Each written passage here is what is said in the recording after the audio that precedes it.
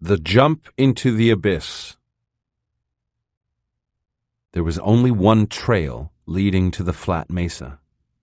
Once we were on the mesa itself, I realized that it wasn't as extensive as it had appeared when I looked at it from a distance. The vegetation on the mesa wasn't different from the vegetation below. Faded, green, woody shrubs that had the ambiguous appearance of trees. At first, I didn't see the chasm. It was only when Don Juan led me to it that I became aware that the mesa ended in a precipice. It wasn't really a mesa, but merely the flat top of a good-sized mountain. The mountain was round and eroded on its east and south faces. However, on part of its west and north sides, it seemed to have been cut with a knife. From the edge of the precipice, I was able to see the bottom of the ravine, perhaps 600 feet below. It was covered with the same woody shrubs that grew everywhere. A whole row of small mountains to the south and to the north of that mountaintop gave the clear impression that they had been part of a gigantic canyon, millions of years old, dug out by a no longer existing river. The edges of that canyon had been erased by erosion. At certain points, they'd been leveled with the ground. The only portion still intact was the area where I was standing.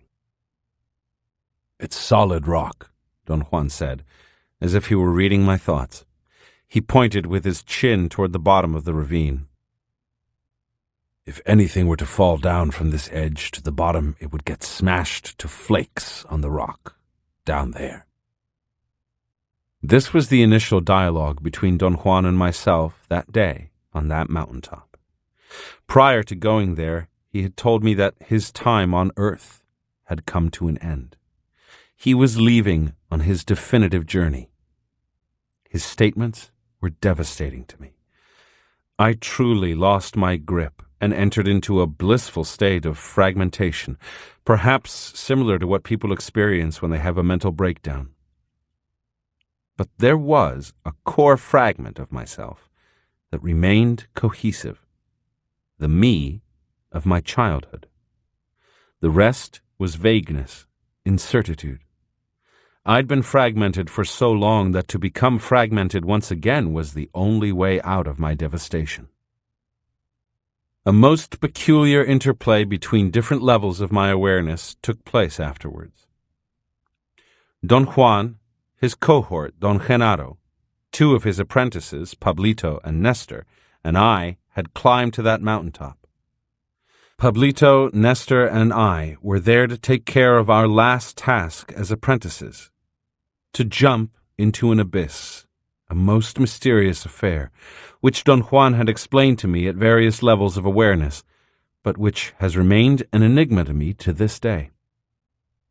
Don Juan jokingly said that I should get my writing pad and start taking notes about our last moments together.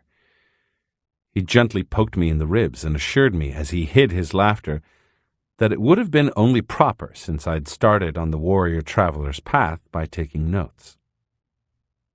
Don Genaro cut in and said that the other warrior travelers before us had stood on that same flat mountaintop before embarking on their journey to the unknown.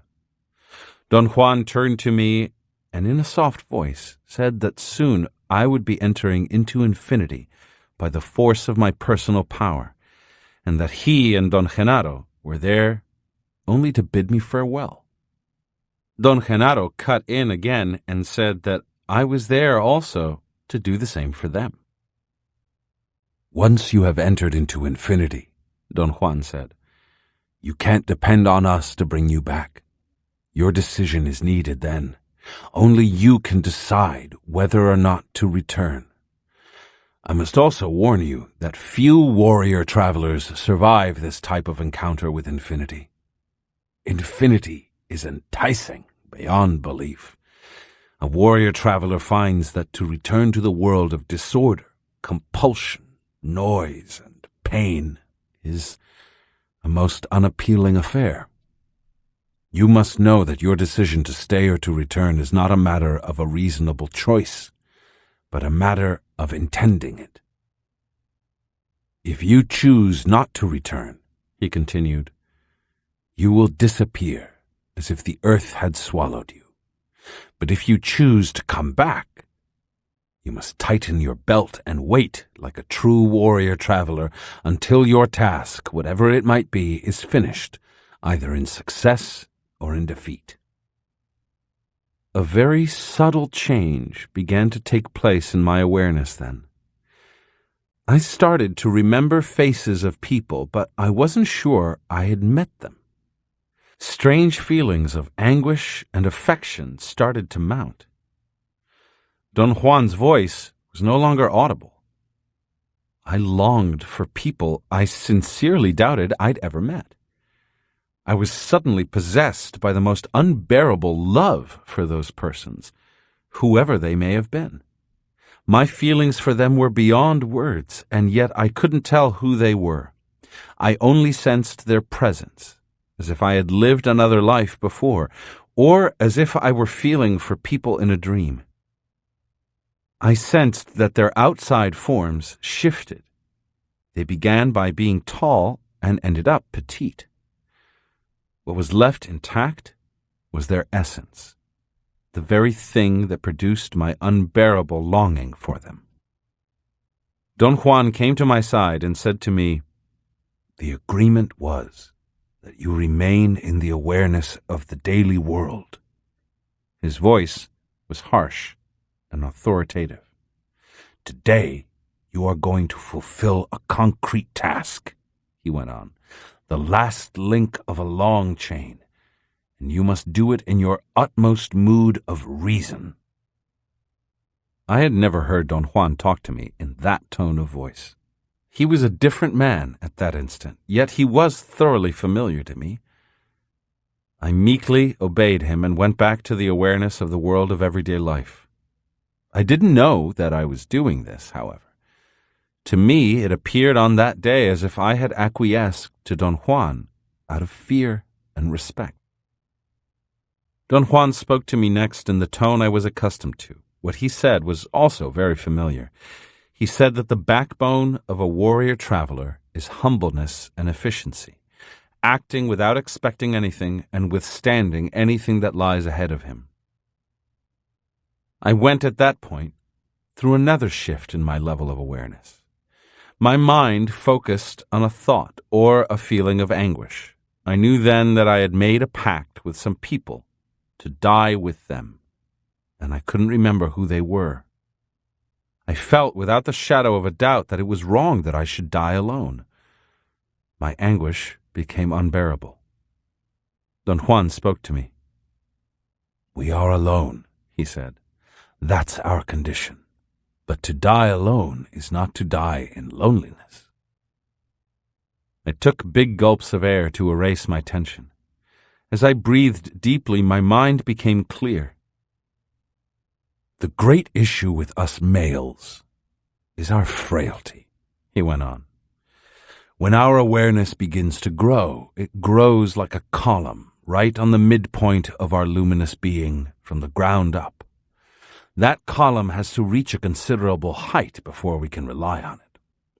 At this time in your life, as a sorcerer, you easily lose your grip on your new awareness. When you do that, you forget everything you've done and seen on the warrior traveler's path because your consciousness shifts back to the awareness of your everyday life. I've explained to you that the task of every male sorcerer is to reclaim everything he's done and seen on the warrior traveler's path while he was on new levels of awareness.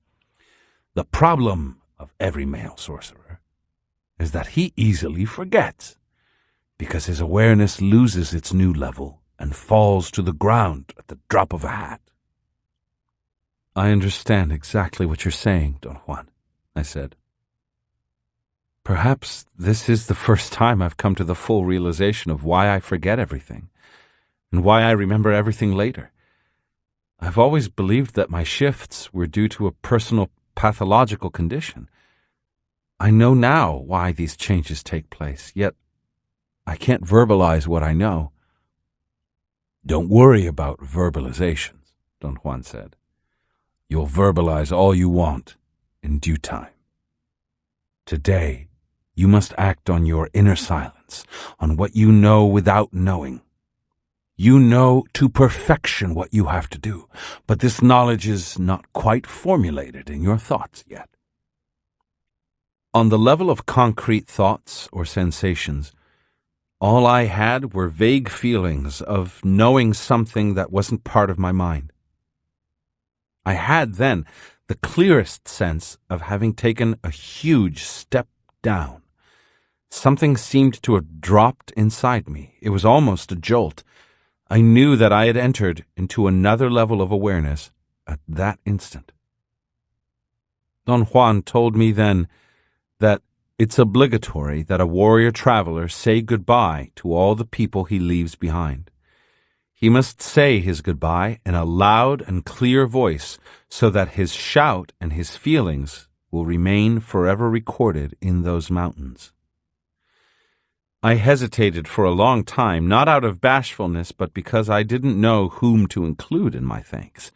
I'd completely internalized the sorcerer's concept that warrior travelers can't owe anything to anyone. Don Juan had drilled a sorcerer's axiom into me.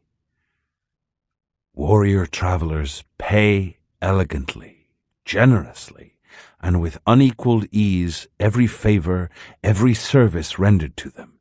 In this manner, they get rid of the burden of being indebted. I had paid, or I was in the process of paying, everyone who had honored me with their care or concern. I had recapitulated my life to such an extent that I had not left a single stone unturned. I truthfully believed in those days that I didn't owe anything to anyone. I expressed my beliefs and hesitation to Don Juan.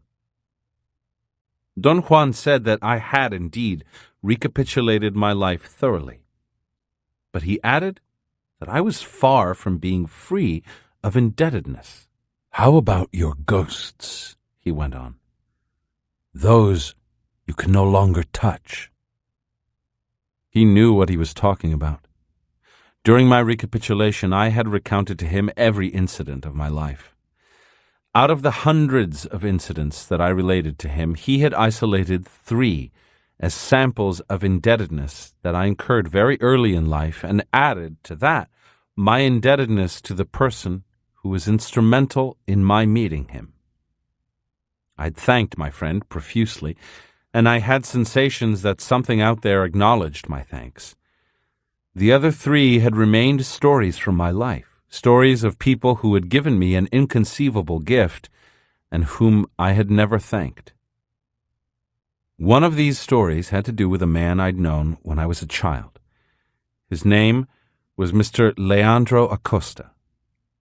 He was my grandfather's arch enemy, his true nemesis. My grandfather had accused this man repeatedly of stealing chickens from his chicken farm. The man wasn't a vagrant, but someone who didn't have a steady, definite job. He was a maverick of sorts, a gambler, a master of many trades, handyman, self-styled curer, hunter, and provider of plant and insect specimens for local herbalists and curers, and any kind of bird or mammal life for taxidermists or pet shops. People believed that he made tons of money, but that he couldn't keep it or invest it. His detractors and friends alike believed that he could have established the most prosperous business in the area, doing what he knew best, searching for plants and hunting animals, but that he was cursed with a strange disease of the spirit that made him restless, incapable of tending to anything for any length of time. One day, while I was taking a stroll on the edge of my grandfather's farm, I noticed that someone was watching me from between the thick bushes at the forest's edge. It was Mr. Acosta. He was squatting inside the bushes of the jungle itself, and would have been totally out of sight had it not been for my sharp 8-year-old eyes. No wonder my grandfather thinks that he comes to steal chickens, I thought. I believed that no one else but me could have noticed him. He was utterly concealed by his motionlessness. I'd caught the difference between the bushes and his silhouette by feeling rather than sight. I approached him. The fact that people rejected him so viciously or liked him so passionately intrigued me to no end. "What are you doing there, Mr. Acosta?" I asked daringly. "I'm taking a shit while I look at your grandfather's farm," he said. "So you better scram before I get up unless you like the smell of shit." I moved away a short distance. I wanted to know if he was really doing what he was claiming. He was. He got up. I thought he was going to leave the bush and come onto my grandfather's land and perhaps walk across to the road, but he didn't. He began to walk inward into the jungle. Hey, Mr. Acosta," I yelled. "Can I come with you?" I noticed that he'd stopped walking. It was again more a feeling than an actual sight because the bush was so thick. "You can certainly come with me if you can find an entry into the bush," he said. That wasn't difficult for me. In my hours of idleness, I had marked an entry into the bush with a good-sized rock.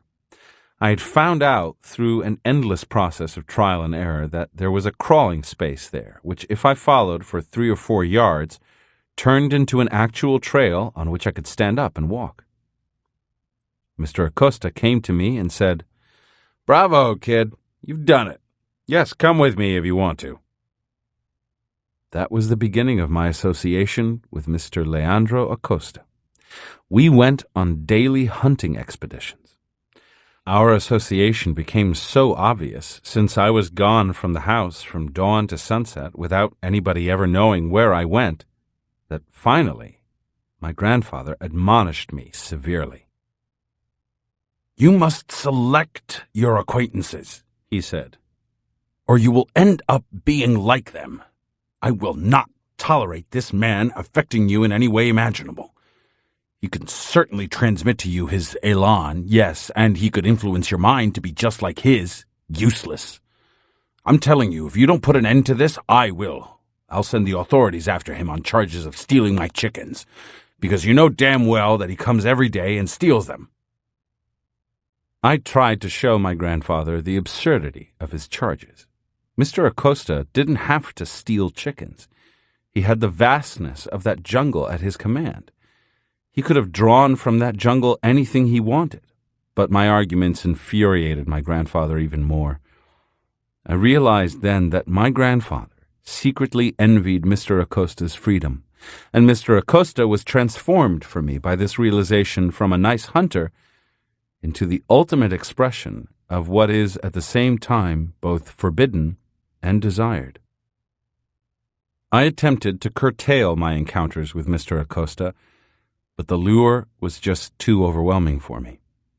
Then one day Mr. Acosta and 3 of his friends proposed that I do something that Mr. Acosta had never done before: catch a vulture alive, uninjured.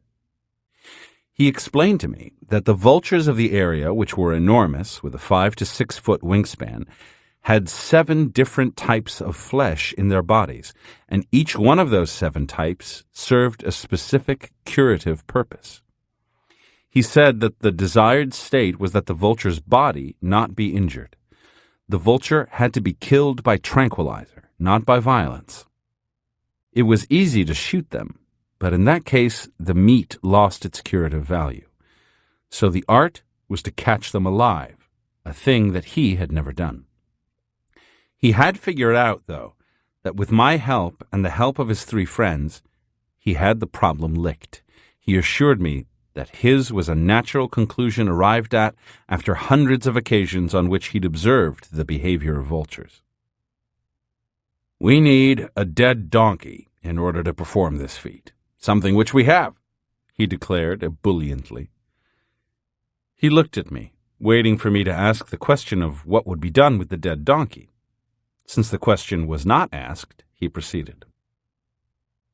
"We remove the intestines, and we put some sticks in there to keep the roundness of the belly.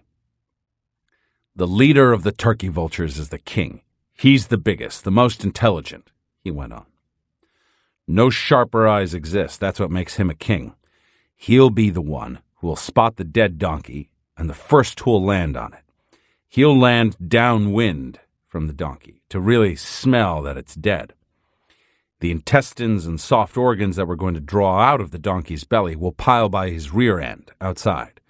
That way, it looks like a wild cat has already eaten some of it. Then, lazily, the vulture will come over to the donkey. He'll take his time. He'll come hopping, flying, and then he'll land on the dead donkey's hip and begin to rock the donkey's body.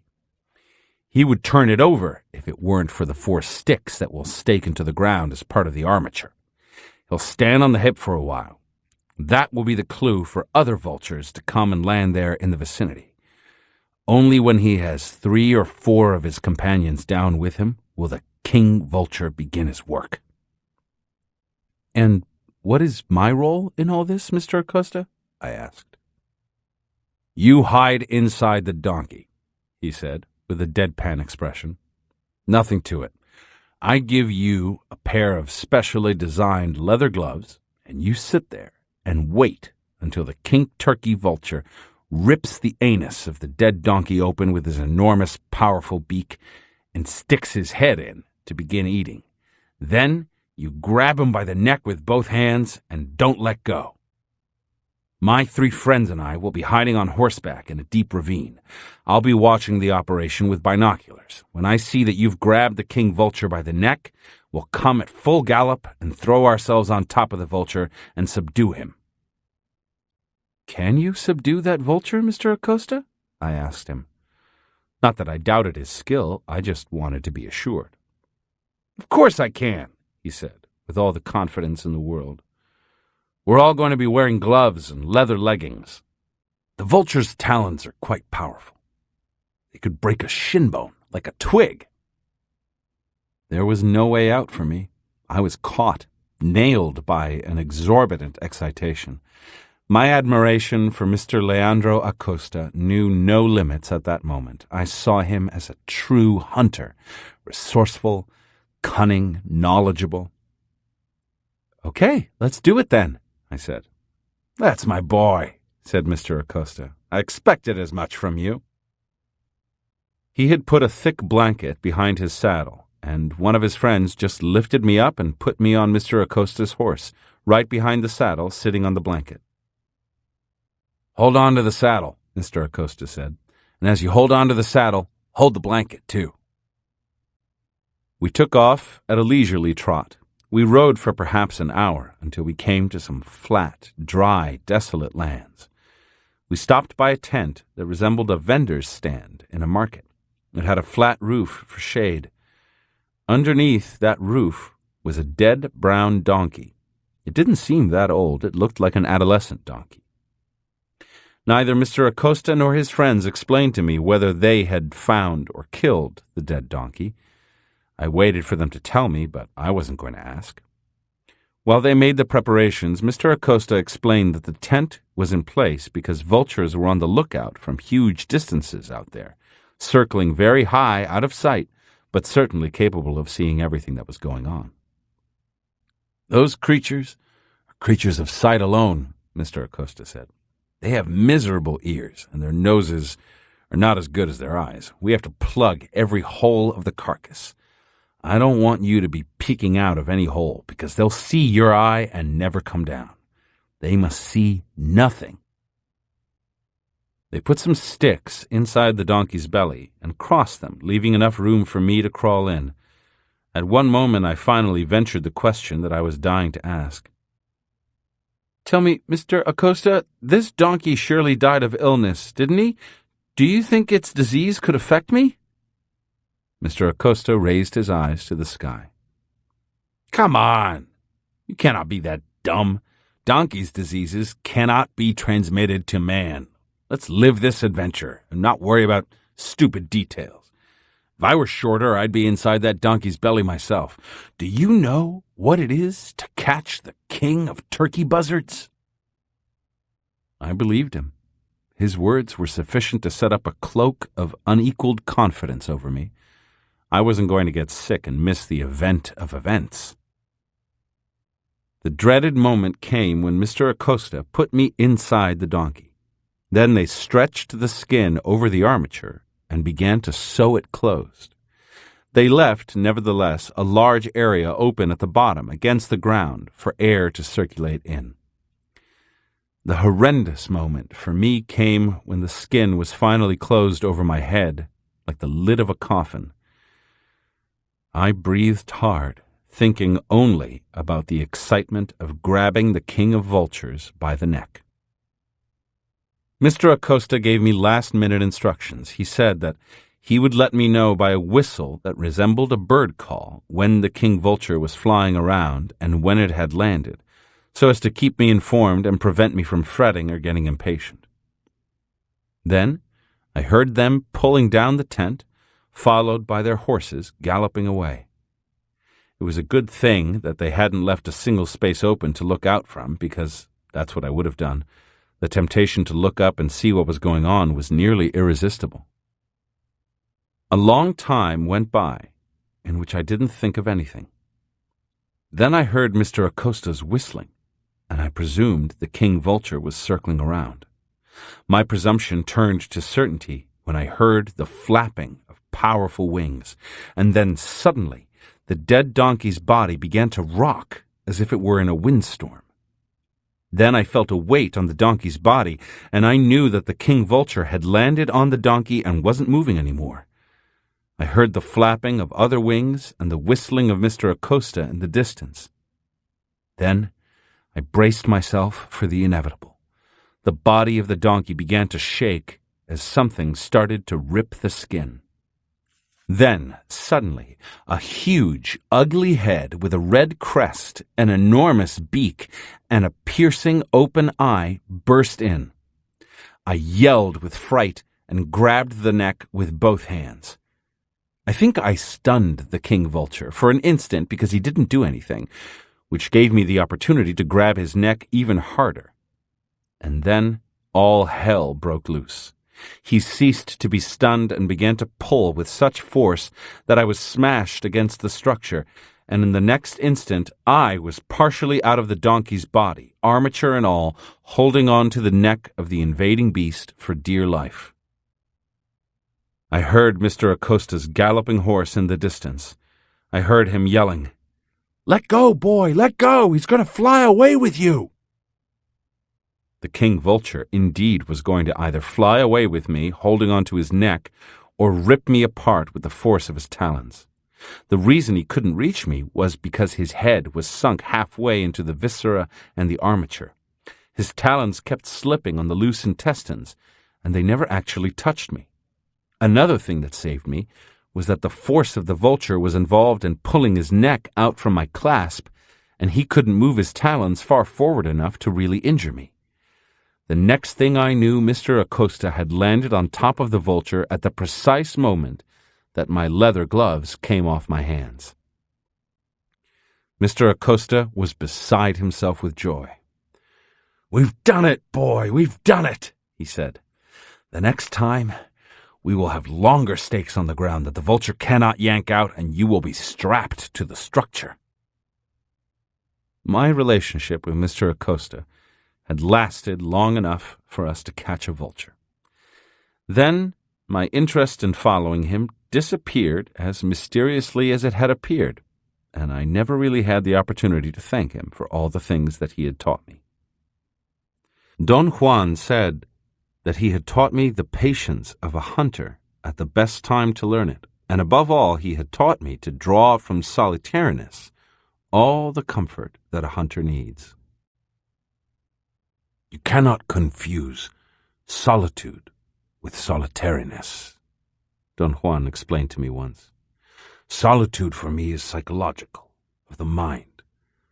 Solitariness is physical. One is debilitating, the other comforting." For all this, Don Juan had said, I was indebted to Mr. Acosta forever, whether or not I understood indebtedness the way warrior travelers understand it.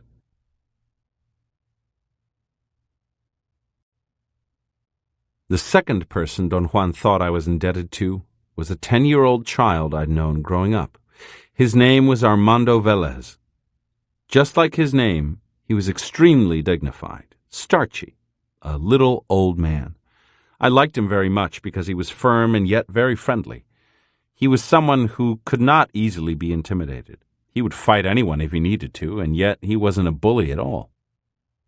The two of us used to go on fishing expeditions. We used to catch very small fish that lived under rocks and had to be gathered by hand. We would put the tiny fish we caught to dry in the sun and eat them raw, all day sometimes. I also liked the fact that he was very resourceful and clever, as well as being ambidextrous. He could throw a rock with his left hand farther than with his right. We had endless competitive games in which, to my ultimate chagrin, he always won. He used to sort of apologize to me for winning by saying, "If I slow down and let you win, you'll hate me. It'll be an affront to your manhood, so try harder." Because of his excessively starchy behavior, we used to call him Señor Vélez, but the Señor was shortened to Cho, a custom typical of the region in South America where I come from. One day, Cho Vélez asked me something quite unusual. He began his request naturally as a challenge to me. "I bet anything," he said, "that I know something that you wouldn't dare do." "What are you talking about, Cho Vélez?" "You wouldn't dare go down a river in a raft." "Oh, yes, I would.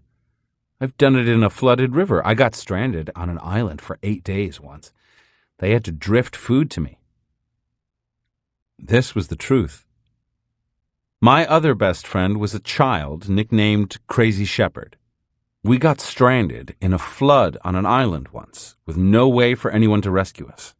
Townspeople expected the flood to overrun the island and kill us both.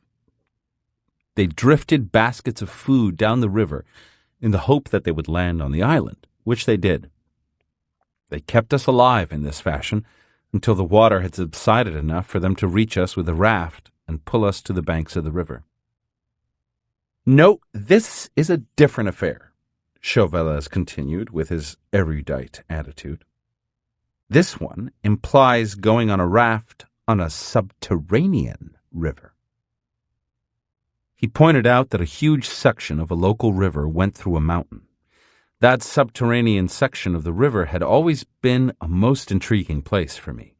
Its entrance into the mountain was a foreboding cave of considerable size, always filled with bats and smelling of ammonia.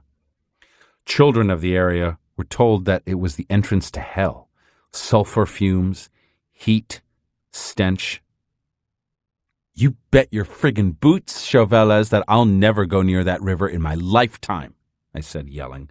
"Not in 10 lifetimes. You have to be really crazy to do something like that." Cho Vélez's serious face got even more solemn. "Oh," he said, "then I'll have to go do it all by myself. I thought for a minute that I could goad you into going with me.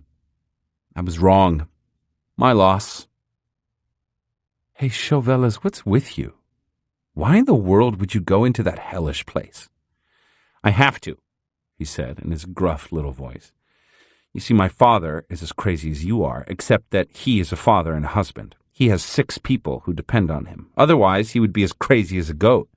My 2 sisters, my 2 brothers, my mother and I depend on him. He's everything to us." I didn't know who Cho Vélez's father was. I'd never seen him. I didn't know what he did for a living. Cho Vélez revealed that his father was a businessman and that everything that he owned was on the line, so to speak. "My father has constructed a raft and wants to go. He wants to make that expedition. My mother said that he's just letting off steam, but I don't trust him," Cho Vélez continued. "I've seen your crazy look in his eyes. One of these days, he'll do it, and I'm sure that he'll die. So I'm going to take his raft and go into that river myself. I know that I will die, but my father won't." I felt something like an electric shock go through my neck, and I heard myself saying in the most agitated tone one can imagine, "I'll do it, Cho Vélez, I'll do it. Yes, yes, it'll be great. I'll go with you." Cho Vélez had a smirk on his face. I understood it as a smirk of happiness at the fact that I was going with him, not at the fact that he had succeeded in luring me. He expressed that feeling in his next sentence. "I know that if you're with me, I will survive," he said. I didn't care whether Chauvelez survived or not. What had galvanized me was his courage. I knew that Chauvelez had the guts to do what he was saying. He and Crazy Shepherd were the only gutsy kids in town. They both had something that I considered unique and unheard of: courage. No one else in that whole town had any. I'd tested them all. As far as I was concerned, every one of them was dead, including the love of my life, my grandfather. I knew this without the shadow of a doubt when I was 10. Chauvelez's daring was a staggering realization for me. I wanted to be with him to the bitter end. We made plans to meet at the crack of dawn, which we did, and the two of us carried his father's lightweight raft for 3 or 4 miles out of town into some low green mountains to the entrance of the cave, where the river became subterranean. The smell of bat manure was overwhelming. We crawled on the raft and pushed ourselves into the stream. The raft was equipped with flashlights, which we had to turn on immediately. It was pitch black inside the mountain, and humid and hot. The water was deep enough for the raft, and fast enough that we didn't need to paddle. The flashlights would create grotesque shadows. Chauvelez whispered in my ear that perhaps it was better not to look at all, because it was truly something more than frightening. He was right. It was nauseating, oppressive. The lights stirred bats so that they began to fly around us, flapping their wings aimlessly. As we traveled deeper into the cave, there weren't even bats anymore, just stagnant air that was heavy and hard to breathe. After what seemed like hours to me, we came to a sort of pool where the water was very deep. It hardly moved. It looked as if the main stream had been dammed. "We're stuck," Chauvelez whispered in my ear again. "There's no way for the raft to go through, and there's no way for us to go back."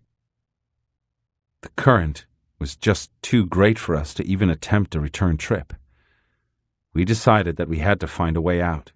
I realized then that if we stood on top of the raft, we could touch the ceiling of the cave, which meant that the water had been dammed almost all the way to the top of the cave. At the entrance, it was cathedral-like, maybe 50 feet high. My only conclusion was that we were on top of a pool that was about 50 feet deep. We tied the raft to a rock and began to swim downward into the depths, trying to feel for a movement of water, a current. Everything was humid and hot on the surface, but very cold a few feet below. My body felt the change in temperature, and I became frightened. A strange animal fear that I'd never felt before. I surfaced. Chauvelez must have felt the same. We bumped into each other on the surface. "I think we're close to dying," he said solemnly. I didn't share his solemnity or his desire to die. I searched frantically for an opening. Floodwaters must have carried rocks that had created a dam. I found a hole big enough for my 10-year-old body to go through. I pulled Chauvelez down and showed the hole to him. It was impossible for the raft to go through it. We pulled our clothes from the raft and tied them into a very tight bundle and swam downward with them until we found the hole again and went through it. We ended up on a water slide, like the ones in an amusement park. Rocks covered with lichen and moss allowed us to slide for a great distance without being injured at all. Then we came into an enormous cathedral-like cave where the water continued flowing waist deep. We saw the light of the sky at the end of the cave and waded out. Without saying a word, we spread out our clothes and let them dry in the sun, then headed back for town. Chauvelez was nearly inconsolable because he had just lost his father's raft. "My father would have died there," he finally conceded. "His body would never have gone through the hole we went through. He's too big for it. My father's a big, fat man," he said. "But he would have been strong enough to walk his way back to the entrance." I doubted it, as I remembered at times, due to the inclination, the current was astoundingly fast. I conceded that Perhaps a desperate big man could have finally walked his way out with the aid of ropes and a lot of effort.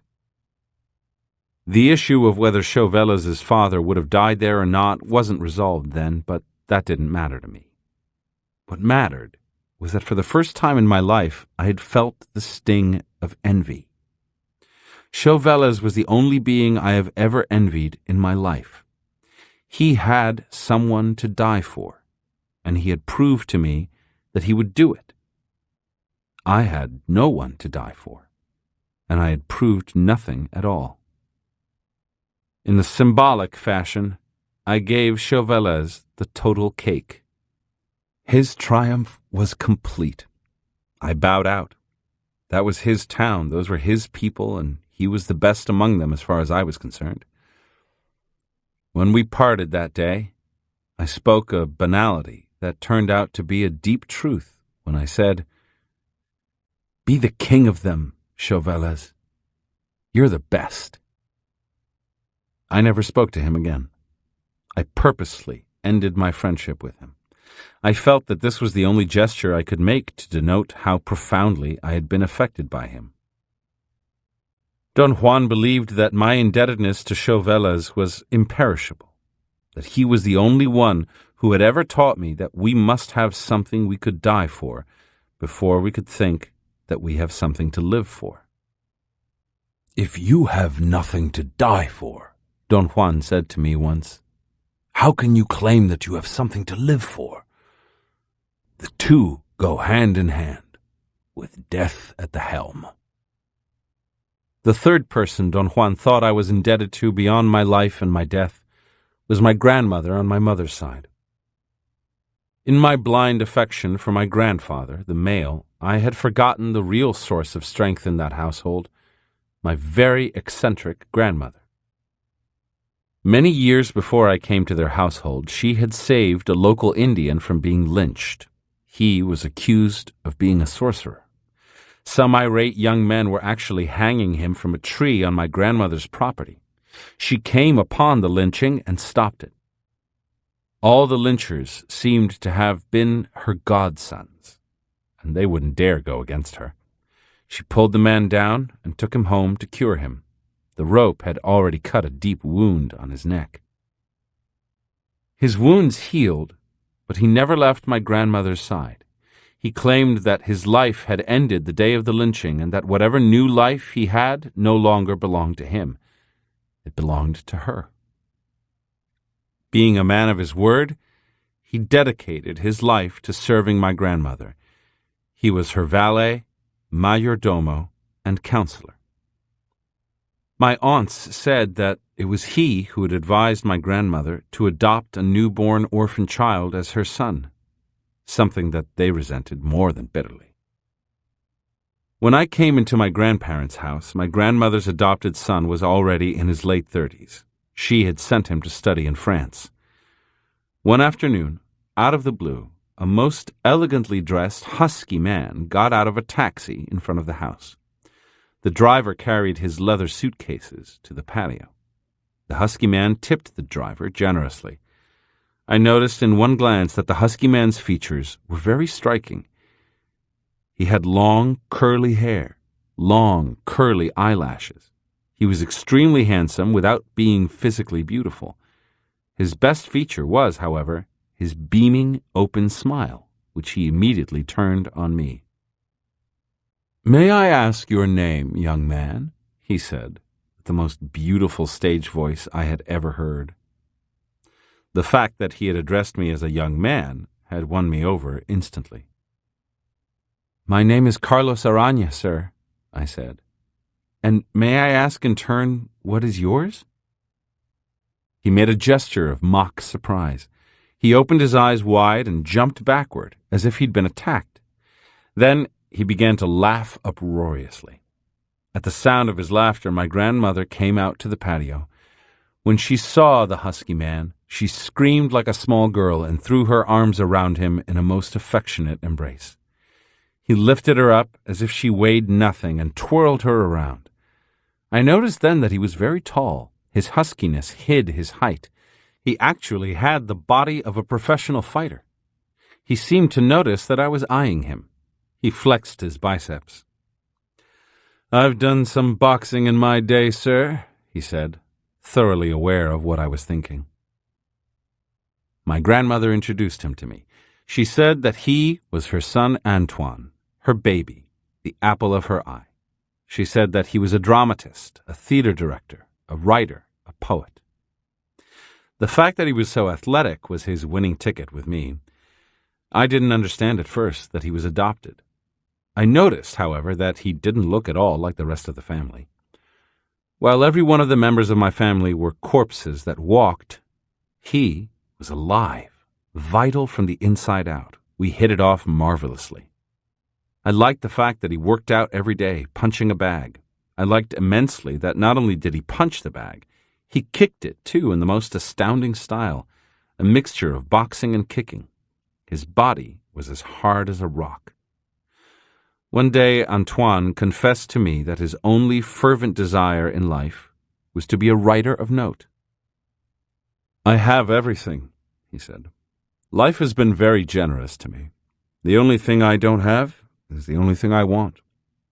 Talent. The muses don't like me. I appreciate what I read, but I cannot create anything that I like to read. That's my torment. I lack the discipline or the charm to entice the muses, so my life is as empty as anything can be." Antoine went on to tell me that the one reality that he had was his mother. He called my grandmother his bastion, his support, his twin soul. He ended up by voicing a very disturbing thought to me. "If I didn't have my mother," he said, "I wouldn't live." I realized then how profoundly tied he was to my grandmother. All the horror stories that my aunts had told me about the spoiled child Antoine became suddenly very vivid for me. My grandmother had really spoiled him beyond salvation, yet they seemed so very happy together. I saw them sitting for hours on end, his head on her lap as if he were still a child. I had never heard my grandmother converse with anybody for such lengths of time. Abruptly, one day Antoine started to produce a lot of writing. He began to direct a play at the local theater, a play that he had written himself. When it was staged, it became an instant success. His poems were published in the local paper. He seemed to have hit a creative streak. But only a few months later, it all came to an end. The editor of the town's paper publicly denounced Antoine. He accused him of plagiarism and published in the paper the proof of Antoine's guilt. My grandmother, of course, wouldn't hear of her son's misbehavior. She explained it all as a case of profound envy. Every one of those people in that town was envious of the elegance, the style of her son. They were envious of his personality, of his wit. Indeed, he was the personification of elegance and savoir-faire. But he was a plagiarist, for sure. There was no doubt about it. Antoine never explained his behavior to anyone. I liked him too much to ask him anything about it. Besides, I didn't care. His reasons were his reasons as far as I was concerned. But something was broken. From then on, our lives moved in leaps and bounds, so to speak. Things changed so drastically in the house from one day to the next that I grew accustomed to expect anything, the best or the worst. One night, my grandmother walked into Antoine's room in a most dramatic fashion.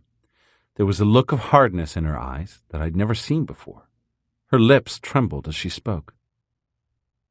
"Something terrible has happened, Antoine," she began. Antoine interrupted her. He begged her to let him explain. She cut him off abruptly. "No, Antoine, no," she said firmly. "This has nothing to do with you. It has to do with me. At this very difficult time for you, something of greater importance yet has happened. Antoine, my dear son, I have run out of time. I want you to understand that this is inevitable," she went on. "I have to leave. But you must remain. You are the sum total of everything that I have done in this life. Good or bad, Antoine, you are all I am. Give life a try. In the end, we'll be together again anyway. Meanwhile, however, do, Antoine, do. Whatever, it doesn't matter what, as long as you do. I saw Antoine's body as it shivered with anguish. I saw how he contracted his total being, all the muscles of his body, all his strength. It was as if he had shifted gears from his problem, which was like a river, to the ocean.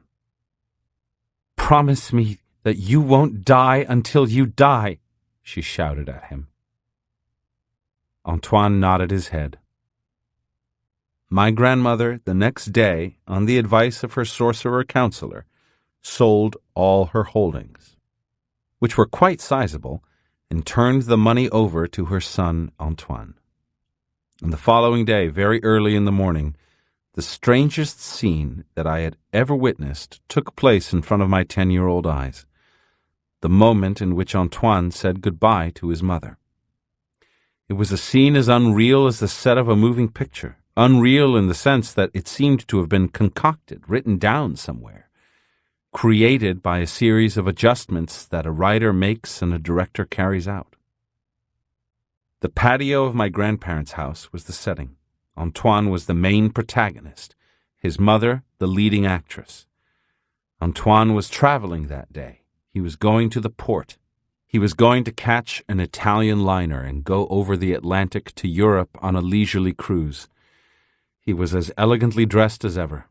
A taxi driver was waiting for him outside the house, blowing the horn of his taxi impatiently. I had witnessed Antoine's last feverish night when he tried as desperately as anyone can try to write a poem for his mother. "It's crap," he said to me. "Everything that I write is crap. I'm a nobody." I assured him, even though I was nobody to assure him, that whatever he was writing was great.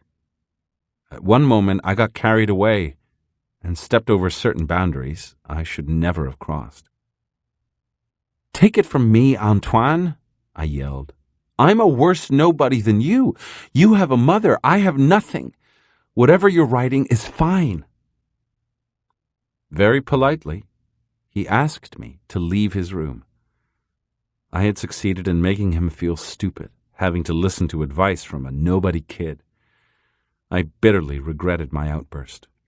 I would have liked him to keep on being my friend. Antoine had his elegant overcoat neatly folded, draped over his right shoulder. He was wearing a most beautiful green suit, English cashmere. My grandmother spoke. "You have to hurry up, dear," she said. "Time is of the essence. You have to leave. If you don't, these people will kill you for the money." She was referring to her daughters and their husbands, who were beyond fury when they found out that their mother had quietly disinherited them and that the hideous Antoine, their arch-enemy, was going to get away with everything that was rightfully theirs. "I'm sorry I have to put you through all this," my grandmother apologized. "But as you know, time is independent of our wishes." Antoine spoke with his grave, beautifully modulated voice. He sounded more than ever like a stage actor. "It'll take but a minute, Mother," he said. "I'd like to read something that I have written for you." It was a poem of thanks. When he'd finished reading, he paused. There was such a wealth of feeling in the air, such a tremor. "It was sheer beauty, Antoine," my grandmother said, sighing. "It expressed everything that you wanted to say, everything that I wanted to hear." She paused for an instant. Then her lips broke into an exquisite smile. "Plagiarized, Antoine?" she asked. Antoine's smile in response to his mother was equally beaming. "Of course, Mother," he said. "Of course." They embraced, weeping. The horn of the taxi sounded more impatient yet. Antoine looked at me where I was hiding under the stairway.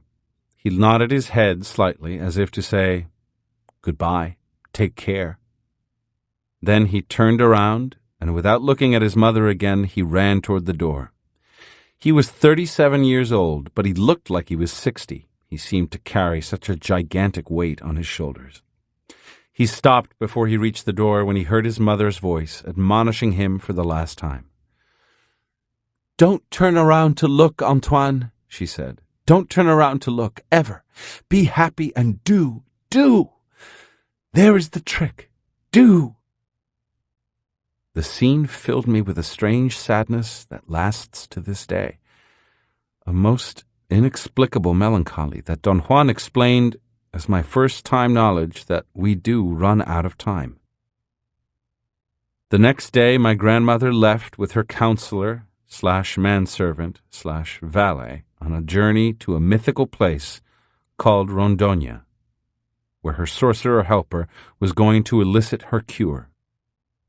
My grandmother was terminally ill, although I didn't know it.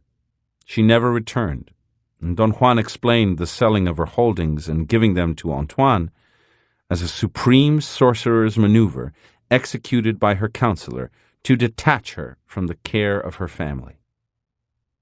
They were so angry with Mother for her deed that they didn't care whether or not she returned.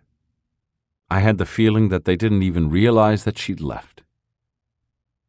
On the top of that flat mountain, I recollected those 3 events as if they had happened only an instant before. When I expressed my thanks to those 3 persons, I succeeded in bringing them back to that mountaintop. At the end of my shouting, my loneliness was something inexpressible. I was weeping uncontrollably. Don Juan very patiently explained to me that loneliness is inadmissible in a warrior. He said that warrior travelers can count on one being on which they can focus all their love, all their care. The marvelous earth, the mother, the matrix, the epicenter of everything we are and everything we do, the very being to which all of us return, the very being that allows warrior travelers to leave on their definitive journey.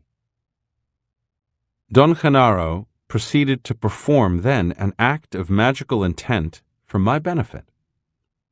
Lying on his stomach, he executed a series of dazzling movements.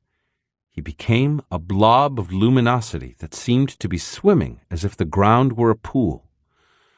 Don Juan said that it was Genaro's way of hugging the immense earth, and that in spite of the difference in size, the earth acknowledged Genaro's gesture. The sight of Genaro's movements and the explanation of them replaced my loneliness with sublime joy. "I can't stand the idea that you're leaving, Don Juan," I heard myself saying. The sound of my voice and what I had said made me feel embarrassed. When I began to sob involuntarily, driven by self-pity, I felt even more chagrined. "What's the matter with me, Don Juan?" I muttered. "I'm not ordinarily like this."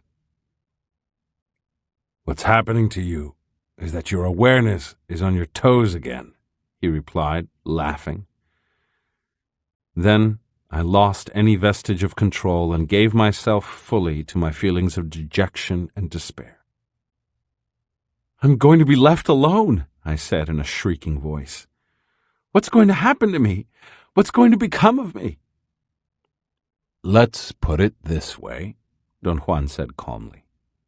"In order for me to leave this world and face the unknown, I need all my strength, all my forbearance, all my luck, but above all, I need every bit of a warrior traveler's guts of steel. To remain behind and fare like a warrior traveler, you need everything of what I myself need. To venture out there the way we're going to is no joking matter, but neither is it to stay behind." I had an emotional outburst and kissed his hand. Whoa, he said. "Next thing, you're going to make a shrine for my huaraches." The anguish that gripped me turned from self-pity to a feeling of unequaled loss. "You're leaving," I muttered. "My God! Leaving forever." At that moment, Don Juan did something to me that he had done repeatedly since the first day I'd met him. His face puffed up, as if the deep breath he was taking inflated him. He tapped my back forcefully with the palm of his left hand and said, "Get up from your toes. Lift yourself up." In the next instant, I was once again coherent, complete, in control. I knew what was expected of me. There was no longer any hesitation on my part or any concern about myself. I didn't care what was going to happen to me when Don Juan left. I knew that his departure was imminent. He looked at me, and in that look his eyes said it all. "We will never be together again," he said softly. "You don't need my help anymore, and I don't want to offer it to you, because if you are worth your salt as a warrior traveler, you'll spit in my eye for offering it to you. Beyond a certain point, the only joy of a warrior traveler is his aloneness. I wouldn't like you to try to help me either. Once I leave, I am gone. Don't think about me, for I won't think about you. If you are a worthy warrior traveler, be impeccable. Take care of your world. Honor it. Guard it with your life." He moved away from me. The moment was beyond self-pity or tears or happiness. He shook his head as if to say goodbye, or as if he were acknowledging what I felt. "Forget the self, and you will fear nothing in whatever level of awareness you find yourself to be," he said. He had an outburst of levity. He teased me for the last time on this earth. "I hope you find love," he said. He raised his palm toward me and stretched his fingers like a child, then contracted them again against the palm. "Ciao," he said. I knew that it was futile to feel sorry or to regret anything, and that it was as difficult for me to stay behind as it was for Don Juan to leave. Both of us were caught in an irreversible energetic maneuver that neither of us could stop. Nevertheless, I wanted to join Don Juan, follow him wherever I went. The thought crossed my mind that perhaps, if I died, he would take me with him.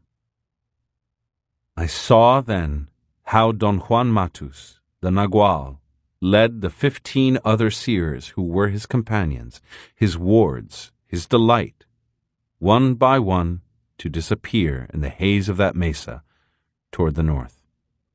I saw how every one of them turned into a blob of luminosity, and together they ascended and floated above the mountain top like phantom lights in the sky. They circled above the mountain once, as Don Juan had said they would do, their last survey, the one for their eyes only, their last look at this marvelous earth, and then they vanished. I knew what I had to do. I had run out of time. I took off at my top speed toward the precipice and leaped into the abyss. I felt the wind on my face for a moment, and then the most merciful blackness swallowed me like a peaceful subterranean river.